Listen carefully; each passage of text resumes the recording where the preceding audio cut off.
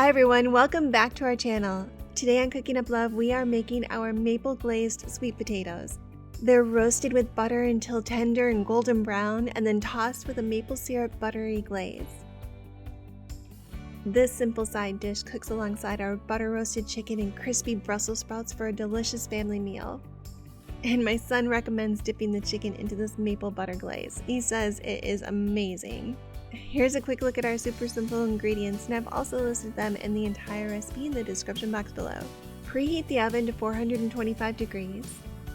Wash and peel the sweet potatoes and slice into slices about 1/4 inch thick. If this is your first time at our channel, you'll find easy, no-fail recipes to share with everyone you love. And we share new recipes every week. I'd love to have you join us. Subscribe to find out when we've posted a new one. Melt 1/4 cup of butter and combine the slices and butter on a sheet pan, spreading the slices in a single layer. Sprinkle with a 1/2 teaspoon of salt and a 1/2 teaspoon of ground black pepper. Then roast the potatoes for about 10 minutes.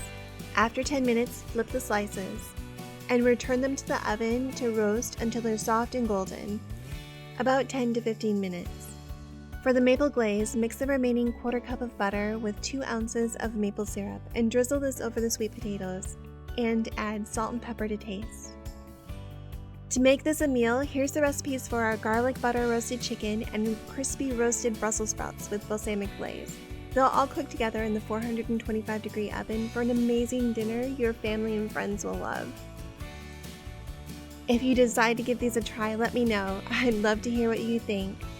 Alright, I have enjoyed our time together, and I'll see you in the next video.